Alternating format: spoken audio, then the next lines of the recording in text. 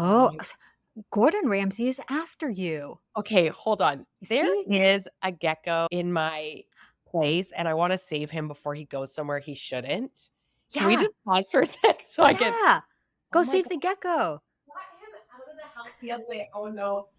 Hold on. Does he wanna be a part of the show?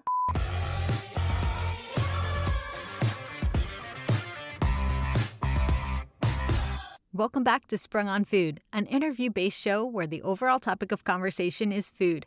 I'm your host, Kay Sprung.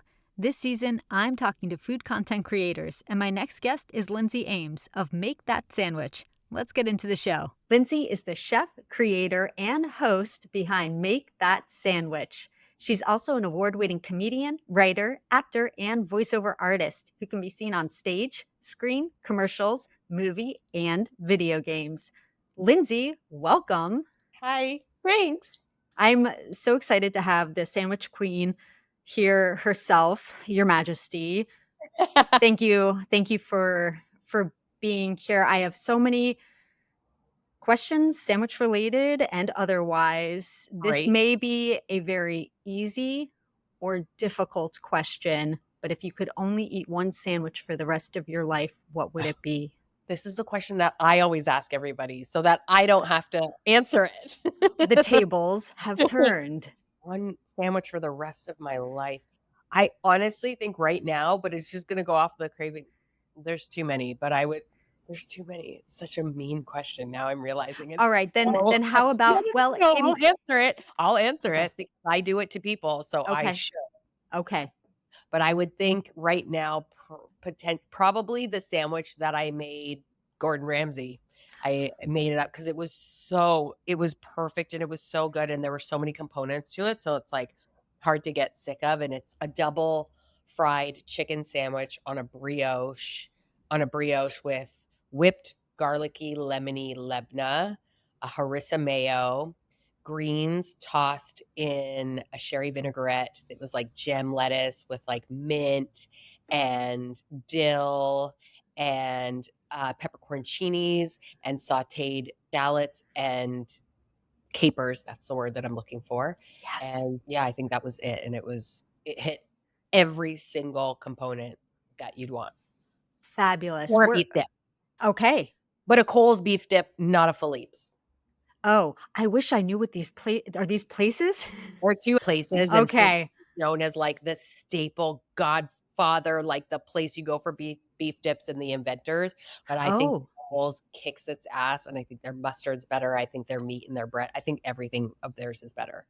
Oh, wow. So is their whole thing feud kind of is it a feud or is this just what I don't people are know if like very passionate about? yeah, it's not a feud, but it's like people who go for it, like they've always turned it in, and they're like, you gotta go to Philippe's. They might not even know of Cole's or like even reference it, but they're always like, "You gotta go to Philippe's. It's so good. It's got what's it called? Not sandpaper on the floor. What's it called? Like the Oh, like shrimp. wood chips? Yeah, wood chips and like yeah." I'm like, Wow. I don't give a fuck about But chips on the but floor. the wood chips, they're curating the Yeah, environment. yeah. I guess I could liken it to, is it similar to when people are trying to pit Shake Shack against In-N-Out? Is it that kind of a thing?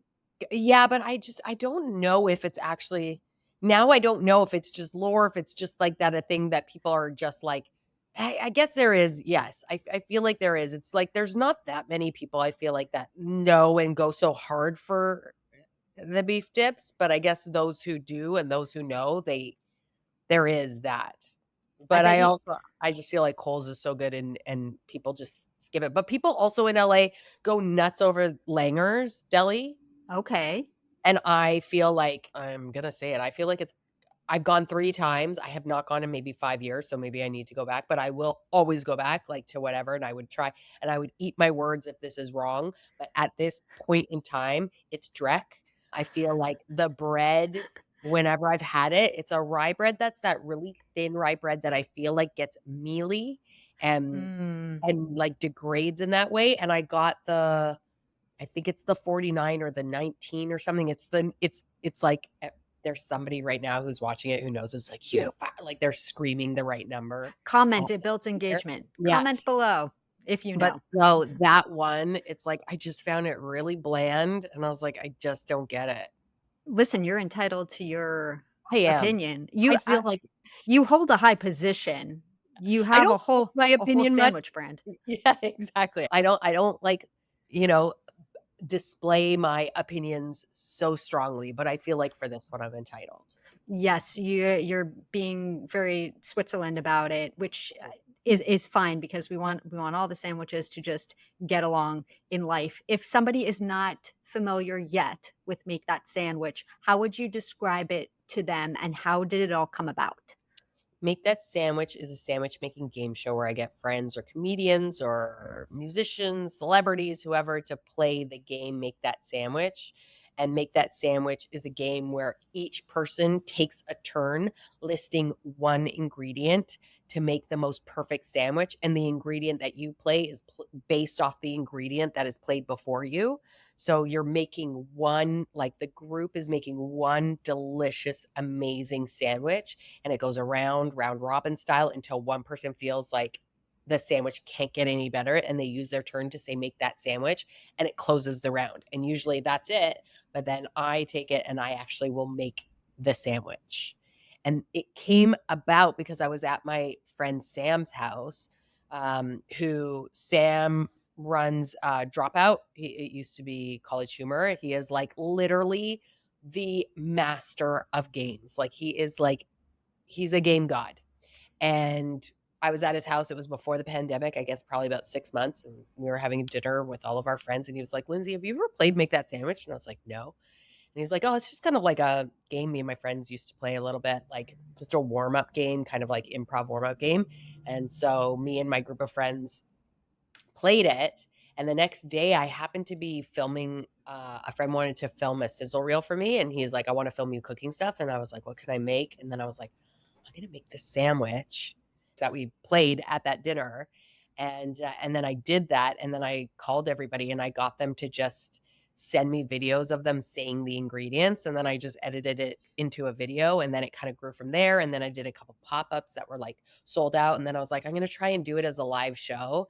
And I did. And it was incredible. It was oversold out. And I had a pop-up that sold like 200 sandwiches after. It was chaos.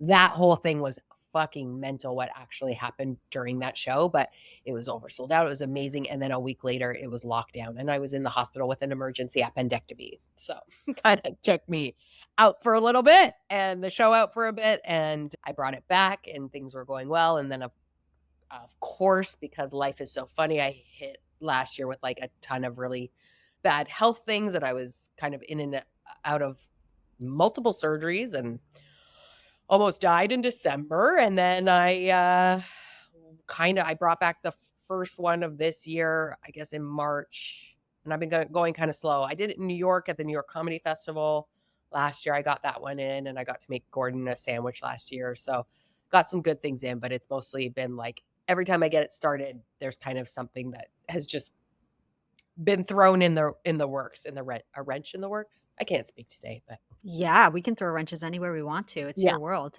Yeah. Yeah. So wait, I want to just see It was a lot of if you information.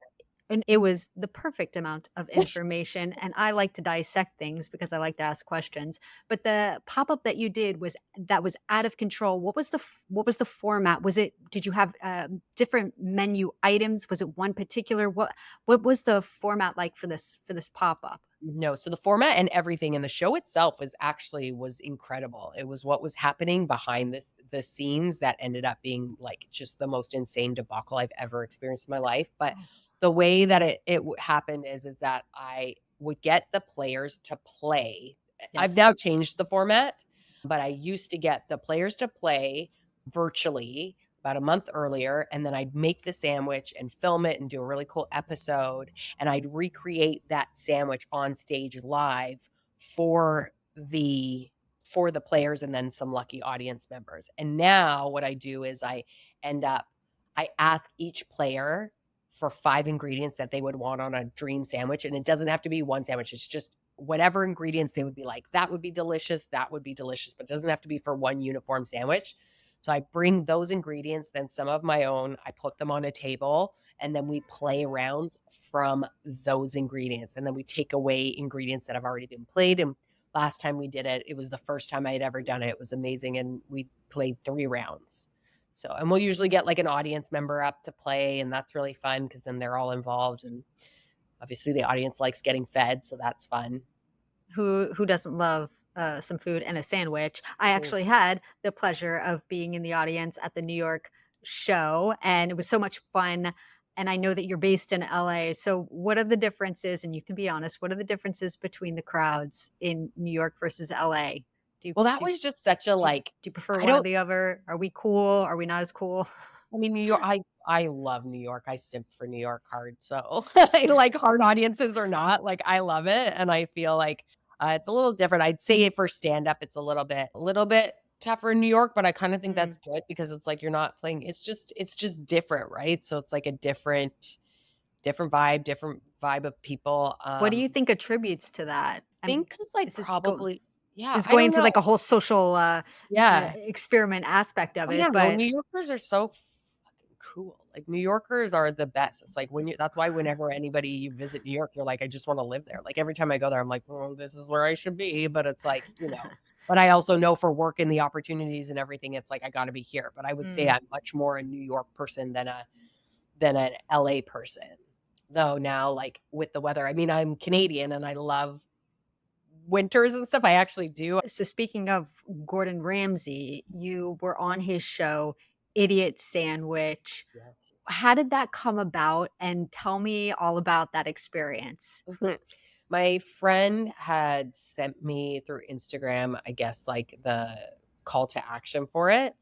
And I was like, it was so funny because he sent it. And then, like, maybe days later, a bunch of people started sending it to me. Well, But you're the perfect person to send it to. yeah, If I had met you at that point, I would have sent it to you too, but I didn't know you just yet. No, you didn't know me just yet. And so it went to me. And then I was like, yeah, I'm not doing anything. I'll do a video. And of course, because like, making sketches and videos is like my thing. So I just put together a video that was really funny and stupid. And I knew because I have also been, I think you have too. We talked about this. Like I had been courted before for Kitchen Nightmares and Hell's Kitchen, not Kitchen Nightmares, Hell's Kitchen. I have not been courted for that. And I also like how we're keeping the royal theme. I have personally not, no, but you have. All the royal And that's theme. impressive. That's Yeah, impressive. so that happened a couple times. And for, I guess, Next Level Chef, that one, I've been a bunch of times for a few of those of his. Oh, Gordon Ramsay is after you. Basically, I've been courted for those shows, a lot of those different cooking shows, a lot of Gordon shows. And whenever they get, there's always a point where they go, how do you deal with conflict? What do you do if somebody's pissing you off? And they always, it's like, because they want you to be like, I'm going to shit talk anybody. I'm going to, and like, that is just not me. I do have a sharp tongue and sharp wit, but it's like, I'm not going to be pulling that out in a show. It's just not how I operate. I always go, well, I'm somebody who likes to communicate. So I would probably stop and have a conversation. I'm never going to yell. And then I can always see the casting people's eyes just glaze over. And they're like, I'm always like, oh, I've lost it. It's not going to happen. So then for this one, I had the interview and I was expecting it to go kind of the same. And then they were like, this is not the typical show. This is way more fun loving and really happy and whatever. And I was like, yep, that's me. And so I started getting like, it took about 2 months and I actually had to do like a bunch of rounds of interviews and discussions and stuff like that. And then when it came to time, because I was like, my touch point person was this guy named Gecko, and he was so great. He was from Scotland and he was just so funny and loveliest guy. And I had been booked as an auxiliary talent, and it was right coming up to before I was going to New York, and I had just shot the sandwich that I was doing for New York, and it was like, it's an insane sandwich. It's one of the best sandwiches. I mean, all of them are so amazing. It's so hard to say that, but it was an incredible sandwich. And so I sent the video to him, and I go, you got to get me on. Like, nobody's going to be as fun or as good as me. Like, you just got to do it. And he was like, okay, I'll get back to you. It was like, I guess the night before they were making the decisions. And then the next morning I woke up and they were like, you're on, this is it. And I was like, yeah. And they should have, because if you watch the episode, I mean, look, I'd just come out of isolate. I'd been in so much isolation and not around people very much because of all my health stuff. And it is very clear because like, I'm so I'm actually embarrassed. I'm so over hyper in this. And it's actually a good thing because I do feel like I think you were great. because I like watching. I have no notes. You're probably hypercritical because it's you.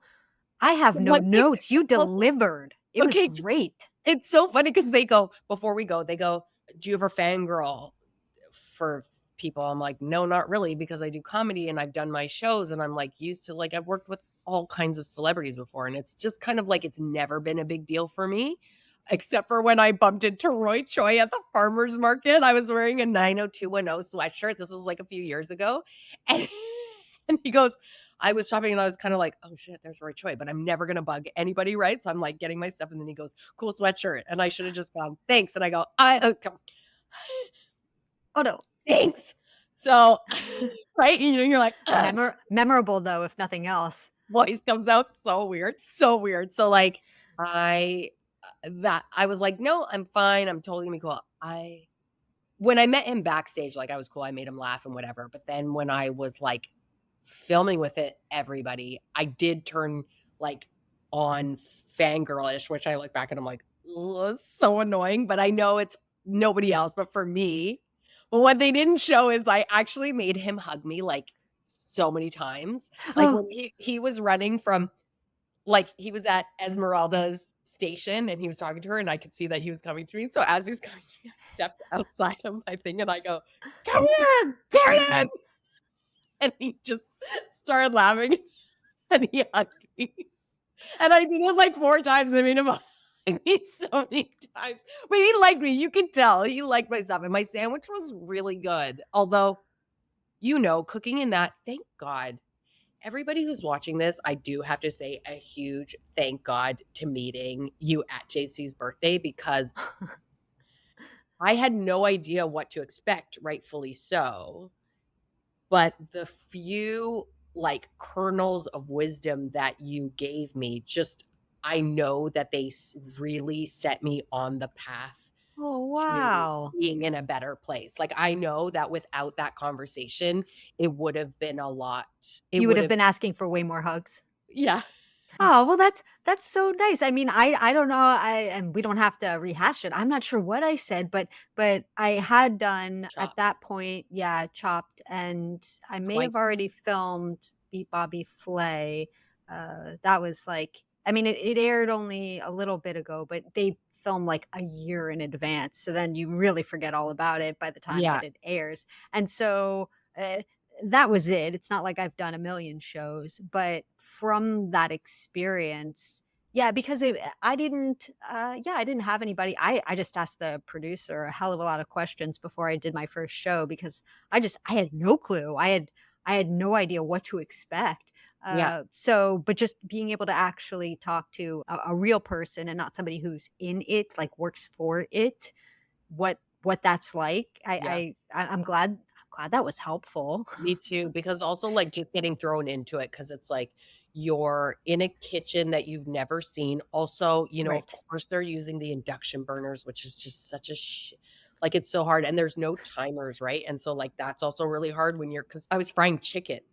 So it's like, and the thing is too, it's like you're plopped into a kitchen you've never used before. You have 20 minutes to do this thing. And 20 minutes goes by so fast when you're not like set up. They also didn't have all the ingredients for me. Plus also like, so they had like on the day, everybody was so lovely. And on the day they had a food producer. She was like my little point person when I got onto the stage because everybody before. And she had one of those, like, she just didn't want to like me for whatever reason. Oh, no. That just happens. And it's like, whenever I run into people like that, like no hugs for her. Like I went to her and I was like, hey, what's up? And I'm always friendly to everybody. And when you just get back that like, hey, yeah. Ooh, it's just a a weird energy. Yeah, and I immediately clocked it and I'm like, okay, you're that person. And then it was like there were certain ingredients that I was supposed to have that they didn't have. Like I was supposed to have mascarpone and they had Cream I cheese yeah, they had for something that like was like ricotta, and they're like close enough, right? yeah, and there's like especially because when you spent so much time practicing, right? Like especially in something like that or anything for baking, it's like you have very specific things set out for to hit very specific flavors and textures and all that stuff. So, but then also I've always been a make it work person and thrive in chaos and uh I've worked like when we were talking about that last make that sandwich, like that very first one, like I've dealt throughout so many times in my culinary side of things, so much chaos that I'm like, okay, it just is what it is. But it was frustrating because as you know, the like when you cook, right? Like you always want it to be the best. It's things people are putting in their mouths. And so I know the sandwich was good because we both got to taste it, but like it wasn't as amazing as it could have been. And I do feel like I would, well, I don't know if I would have won because the guy who won, like, he's such a great chef, but it's like he had 2 million followers on YouTube and that's where the show was. And I have like 6,000. So I didn't, Do it you was, do you think it's like skewed toward metrics versus the taste of the sandwich? Did you get to try anybody else's but I sandwich do or only your own? only my own. But here's the thing. Mm. He's an amazing chef. So there's no knock to his sandwich because like you can go on his thing and it's like he's great at what he does. And he made a delicious sandwich, but I feel like he made a sandwich that you've probably tasted before. And I know for a fact that mine was delicious. And you can see when he tastes it, like his reaction. And I don't think like he was not fake because it was delicious and it does that sandwich doesn't exist. So the flavors are like it's a whole new thing. They also though the one thing that like and if any of them ever see this, which they they really should, they didn't tag myself or the other chef in anything after. And then like a month or two later they were like, do you, we're thinking about dropping your handles. And it's like that A should month have after? yeah, like, and then they didn't. And then to somebody I go, yeah, you should. That's the whole point of like why we would do this is for the exposure as well as, of course, the experience. But it's like you want the exposure. That's why we're doing it so we can get our jaws right. And then they never did, and it was just kind of. But they tagged him, they showed him, and so you're very much like, oh, I get who's important here, and that's fine. But it's also like we did a lot to get here, and it would have just been a little bit more respectful, I think, a little bit nicer had they done that. I mean, there are so many different formats for cooking shows and Man Alive. It's a whole thing. But this particular format, everybody is on for the same amount of time, correct? Mhm. Like they get the same amount of airtime. So it is really curious. Say Like, they though, even showed my sandwich, like, they did a reel of my and it sandwich was on yours. their Instagram. Yeah, it was, like, me cooking it, whatever, and me showing my sandwich, and they did the ingredients and everything, and they didn't even, like, tag me Do or they even collab. mention your name or no? No, They were like, they check just out this sandwich. it's like I it's just so like in this because it doesn't take anything. I feel like that in so much of the world, right? Like it doesn't take anything away from your thing or anything to highlight and uplift somebody else. Even if they were doing, and this is not in regards to this, but I feel like in this world, like even if somebody is doing this exact same thing as you, like I always talk about it with my friends because we audition for a lot of the same things and we'll help each other like read. And I've always been like that because I used to work in casting for so long. And I'd feel like so many people would come from the lack mindset and be like, I don't want to tell so and so about this because then I might not get the job. But it's like, it doesn't really work like that. Like, if you got like taking it out of the food thing, it's like if you got a page of audition sides and I got a page of it, it could be the same thing, but we're going to come at it so different. And if they want you, they're going to want you. If they want me, they're going to want me. And I kind of feel like that overall for everything. Like everybody just needs to not gatekeep and to share and to show and to lift because it's like it doesn't take away from anybody. I 100% agree. And I think that that's so beautiful that you say that. The thing of it too is if somebody is able to get an opportunity then one, that could free up a different opportunity that maybe you were meant for even more so, or the further people can get in their profession, in their career, in their craft, Makes you they really can bring you along too. It's not like see ya. I mean, unless they're a shitty friend anyway, but then we don't want them in our lives anyhow. But it is that what is the phrase? There's enough slices of pie or something, pieces of pie. I don't know, yeah, something about pie. I love pie. So any analogy works for me with that. But there really is, and the more people can get to these higher places, the more seats at the table there are for everybody else in their circle, their network, their friends. If you can't do a project, you say, "Hey, like you should go for that." I get just that mindset, but it's just such a weird thing, especially like nowadays, especially like because we're post pandemic and we saw the boom and like the connectivity of what the internet is and can do. So it's just like, I don't know, it was just such a weird thing to me to have like not done. I will say though, productions are famous for the most part for doing that or not doing that, tagging or mentioning Yeah. the contestant's name in any promos or clips or anything like that that have so been weird. done for the shows that I've done. Not a mention, Yeah. not a name, not nothing. And I'm like, what does that do for anybody? I don't know what the upside of that is. I don't. And so this is basically like for any producers or people that are watching PSA. this that do this. Yes. Like promote the people that are doing the things on your show. Like Yeah. it's only going to help you. It's only going to benefit you because guess what? We'd share more. You'd share it more and then your friends would share it more and everything. It will only get you more exposure and everything. Not just me. It will get the show. It'll do everything. So Yeah, agreed. I wish I understood from the inside what the strategy behind that was. I can't think of one. I really don't think that there is one. There can't be one. So strange.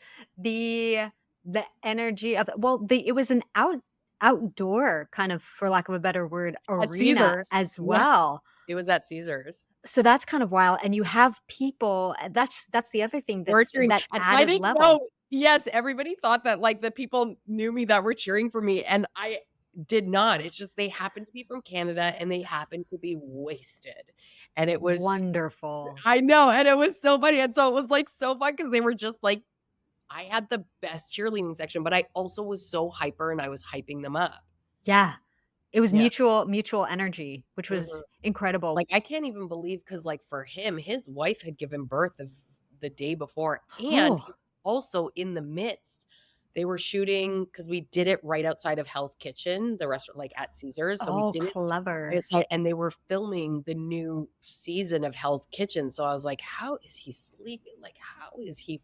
He lives in that place. I know. He can pop out and do a whole other show, pop back in, do a whole other show, and then somewhere there's probably a bed.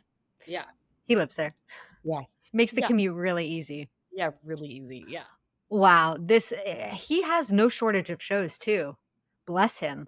It's unreal. He is a powerhouse. And I remember like, I don't know, in my teens, like seeing, I think it was on PBS and stuff. There was like shows with like Marco Pierre White, who is his mentor. And so you'd see him in the kitchen and he was like 19 or 20 or something. Like, Wow. yeah, he might have been a little bit older than that. But like, that's when I first saw him.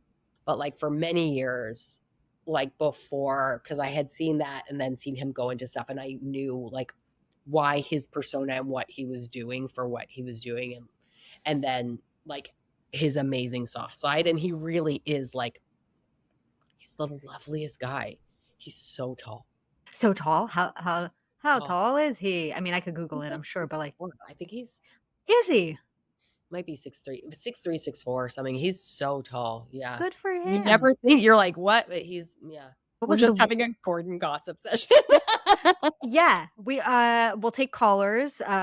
We'll have a spin-off podcast just about Gordon Ramsay. They won't tag us or promote it or anything like that. It's fine. No, we know they won't. Yeah. We know that coming in. Well, so that must have been kind of a surreal moment to have had this visual history and then be cooking. We were doing chicken, and I don't know because I actually haven't seen the other episodes, but he'd cut the sandwich in half and share it, which is a good thing for anything. But I think potentially he was also doing that to make sure that the chicken was cooked. Yes. He's like, no salmonella today. There's one funny thing in the clip too, because like, so I made a few pieces of chicken, and because we didn't have the timer, I was frying and then taking out, and I usually cook by my gut, but not when I'm cooking for fucking Gordon Ramsay, right? And so on a show. yeah, and there was one piece, and he goes, "Why did you take it out?" I was like, "Because I wanted to make sure that I was cooking the chicken right." And he was like, "Trust your instincts, girl." And I was like, I just went on with it, but I was like, "Yeah, I would if I had a kind of a timer. Like, you're not normally in this situation, and I normally, like, for me, roast chicken, like, I can destroy a roast. Like, I make the best roast chicken on the face of the earth, and I can make that with like my eyes closed, anything, and know that I'm giving you the best. But like a fried chicken in a fryer, I've never used. I didn't have a thing to pound it out also, because normally I would flatten it to make To like it tenderize it. Yes, because I specifically asked for thigh meat so that it wouldn't be dry and that it would be easier to like layer and like the whole thing. But again, it's like you got to make sure that it's cooked for a certain amount of time, and like you're doing so many things. Like, how could I specifically keep my instincts on the chicken alone when it's like I'm talking to Gordon, I'm cooking things, Yeah. I'm hyping up. It's I'm way like easier said than learning. done. Yes, it's like it's actually bananas what we do on those shows. It's crazy. Yeah. I, for one, just black out. I don't even know what's happening. And then Oh, I just hope I'm standing and not Yeah. cut and bleeding at the end of it. I think I even said that at one point. I go, I'm gonna pass out, because I was just like, I don't know what's happening. Yes. It's a very, would you ever do another show now that you've done that one? I would, but the whole like the audition process Only if they is tag you. annoying. Yeah, only if they tag me. The whole like audition process is so annoying for those things that I just don't know if I'd do that. But if they reached out to me and were like, "We'd beeline you," then, which has happened before, I would be like, yeah. But it's just like, so On to bigger and better things. yeah, it's fine. Have you ever been to Sandwich, Kent, in England? No. Is it on the to-do list? I don't know. I feel like there's like places with actual sandwiches that are like really where I want to go. It's just named that, right? Like, we don't know that Yes, it's the origin story. So maybe for a beautiful documentary that you do one day. Yeah, that's you can be the lead producer, and we'll get there. Yeah. I will sign on immediately. I'll be the culinary producer. Done and done. We're doing it. Yeah. Best collaboration ever. Do you know approximately how many sandwiches you have made under this Make That Sandwich production? Probably made close to 100 now. Oh, I need to make a book. I have a rough book, and then it's like, but I need to like remake them and shoot the sandwiches nice, because like I've done it a few times, but it's like I didn't do it right each time. So like I'm like, but I have like everyone's like, give us the sandwich book, and like a cookbook, like a sandwich cookbook or a coffee table book. Mm-hmm. Oh, because there's so much, like there's just so many good sandwiches, and I also always like pretty much all my sandwiches are not sandwiches that exist. Yeah, how do you come up with them? How does the inspiration work? Like what goes on in your brain? It will change depending on, right? Like, because if we're playing a game of Make That Sandwich, then there'll be moments of inspiration. Like if somebody says salmon, right? And they play salmon, but then I'm like, well, I'll decide how I'm going to treat and make the salmon. Like I might not just do like a salmon mix. Like I would maybe like poach the salmon in something, or like, like I'll add my own flares to things so that they're exceptional. And then I also usually play a turn. So like I'll navigate something special and delicious. But like for this show, for the fried chicken, for Idiot Sandwich, I was like, for this, they were like, your theme is fried chicken. So then I was like, okay, what's going to go delicious with fried chicken? And I came up with 3 different recipes. And then I was like, what hasn't been done? What's kind of like either I'll take it like what exists that's delicious, that would be good in a sandwich, and a sandwich version of this. Or I'm just like, what flavors do I love? Like this, I was like, if I was going to do a Mediterranean style fried chicken sandwich, because I haven't really seen that, what would I do with that? And then I'm like, well, I love capers. Well, I love shallots. That'll be great. Well, then you get the acid, like, and the mint and dill and like all that stuff, you know? So every single time, like one time I knew I wanted to make a cow soy sandwich because I was making cow soy paste. There's a restaurant here called Night and Market. It's amazing. Thai food is like Thai street food, unlike like the flavors. It's kind of like fish cheeks. Is it fish cheeks? That's in New York. Maybe. Fish. You should go. I'll I fact think check. look Okay. it up. I I haven't think it's been. fish cheeks, and Okay. there's a few locations, but there's one in Manhattan that's like it's unreal. You've got to go. Everything you got to go. It's so Okay. good. So just such vibrant flavors. So I had cow soy for my first time there, and I was like, this is amazing. Then I got the cookbook. Then I was making the paste, and then I was like, I wonder if I could make like a cow soy sandwich. And then I played that as the first ingredient because I was like, I want to see what people do. And then everybody, you know, it had papaya slaw on it. I roasted the chicken in the cow soy paste.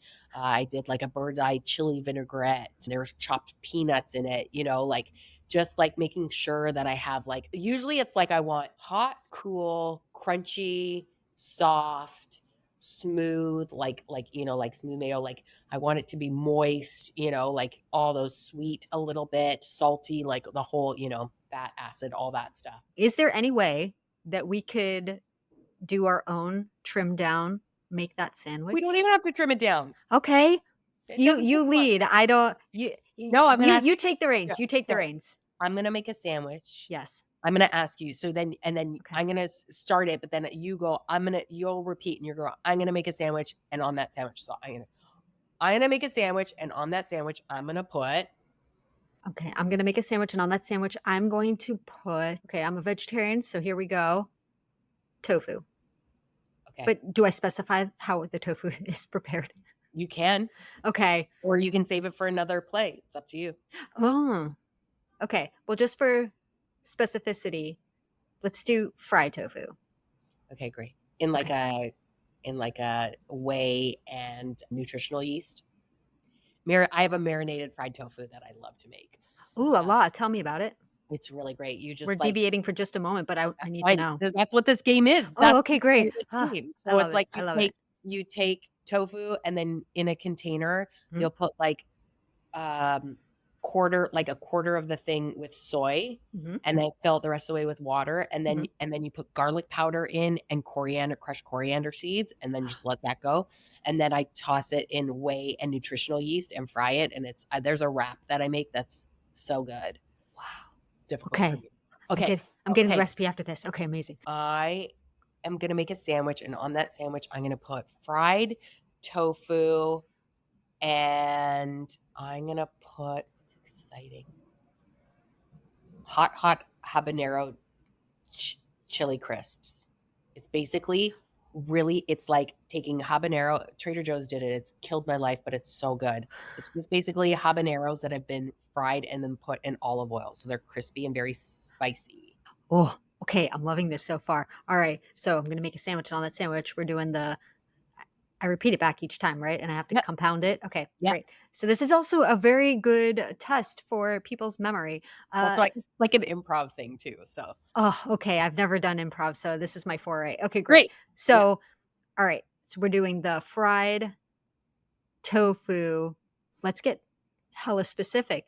Marinated in the Nutritional soy. yeast in the soy. Yeah. Yes, with the garlic powder and the coriander and the water. Boom. The habanero chili crisp. Yeah. Then I'm trying to think of, oh man, I guess I wasn't ready for this. Doesn't matter. You're never ready. You're never ready. Okay, let's do some kind of, I want to do some kind of a slaw. We're not doing lettuce. I want to do like a. Interesting. Yeah, I'd rather do that. I think my mind is going more to like in my mind's eye, like a banh mi. Oh, okay. And so I was like, oh, maybe a slaw. So yeah, a slaw with just like white vinegar and garlic. Like Okay. that type of Okay. deal. Yeah. Yeah. Like not a creamy one. You want like No, yeah. you want a vinegar based one. Okay, great. Uh-huh. I'm going to make a sandwich. And on that sandwich, I'm going to put marinated fried tofu, hot habanero chili crisp, a vinegar based slaw, and I'm going to do my famous roasted carrots, but then sliced really thin. They're roasted, so it'll be soft and caramelized and like depth of flavor in there. Oh my God. Okay, great. Man alive. All right. So I'm gonna make a sandwich. On that sandwich, we're doing the fried marinated tofu, the habanero chili crisp, the vinegar based slaw, the really thinly sliced roasted marinated or caramelized carrots. Yeah. I feel like it needs a little bit of some kind of a spread of sorts. You Uh-huh. haven't even got to the bread yet. Nope. A spread of sorts. What would go well with this? Oh boy, what do we have going on? What flavors? We've got like soy, garlic, That's vinegar. really, yeah. And the soy, that marinade is just, it's really light. Okay, so then maybe let's do something that's nothing too crazy. Not sour cream. What do I want to use? What do Can you I phone a want? friend? Can you help me out? How does this work? Oh, this is up to you. Oy vey. Okay, so all right, so something creamy. Let's make it out of Greek yogurt. Okay. And let's do some green onion in there. Okay, a green onion and sour cream mixture. Yeah. Interesting. I don't know. I'd do a very thin layer of that. Let me. No, I want the whole thing slathered. Do you know what I would maybe add to that? Yes, please. Oh shit! But I'm gonna say what I would add to that for my next turn because I want to do. Yes. Because I want to play for. I'm gonna make a sandwich, and on that sandwich, I'm gonna put crispy fried tofu, hot habanero chili crisps, a vinegar-based slaw, thinly sliced roasted carrots, a interesting yogurt chives schmear, and then I would like some thinly sliced red onion. Okay. Fresh sliced, like for crunch. For crunch. I know, and it'll go with the slaw. Okay. They're friends. Yeah. I'm going to make a sandwich. On that sandwich, we have our marinated fried tofu. We have the habanero chili crisp. We have the vinegar garlic slaw. We have the thinly caramelized roasted carrots. We have the yogurty, chivy green onion concoction that we're going to be real, Like what? Yeah. stingy with. Yeah. Some thinly sliced red onion. We got to give this bad boy a home. So I'm gonna put it on. I don't want to ruin it. I was gonna say something stupid. I'm not gonna ruin it because we want to make this really, really great. In my mind, it started kind of like as a banh mi. So I think that's where we're going. French roll. Okay. Yeah. Okay. So now I'm gonna make a sandwich, and on that sandwich, that's on a French roll, crispy tofu, roasted carrots, slaw, light schmear, red onions, habaneros. I'm gonna add. There is a Three Mountains has a yellow sriracha. Oh, It's different to the, and I would add the yellow sriracha to the schmear. yes. In my mind's eye, I was like, I'm not gonna say like a spicy aioli or something because that just doesn't, I don't know, feel right for some reason. But like, that's kind of where my mind was going. Yeah, and this will add like a brightness, a tang, a little bit of sweet. Yeah, and a little kick. I want that. Mhm. Oh, and then what do we do? Do we wrap it up in a Well, paper? if you feel like that it can't get any better, then you use your turn. You say, make that sandwich, Make that sandwich. and that closes it. I feel like if I'd put anything else in there, I would bastardize it and ruin it. That would be a delicious sandwich, actually. Oh, okay. Maybe I'm gonna play this back, and I think that I will make it. Yeah, I think as a part of this episode. Yeah. Okay. Well, we should each do it, and then we'll like show each other. Compare and contrast. Yes, so we can see how they look.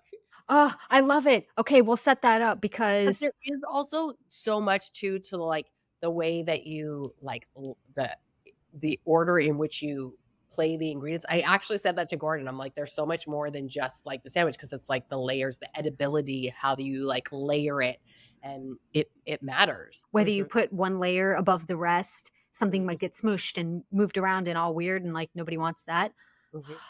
This is very technical. Yeah. There's pressure, but I'm very excited about this. It's a good pressure. Oh, it's a great pressure. How can people follow and support you? Plug away. Oh, please follow and support me. You can find me at Lindsay Ames or at No Meal Wasted. My No Meal Wasted on TikTok is like really where like a lot of the action is, but go both. And then Lindsay Ames on Instagram and Make That Sandwich on Instagram. I've also just been given a pizza oven lately, so I've just been kind of going a little bit nuts on making pizzas. I'm very good at pizza. I didn't know. It's a gift. You are gifted. And Lindsay, thank you so much for sharing your story and spending some time with me here today. Thanks for having me. Thanks for watching. You can find links and more info in the description below. Don't forget to give this video a thumbs up and subscribe to the channel if you haven't yet. See you next time.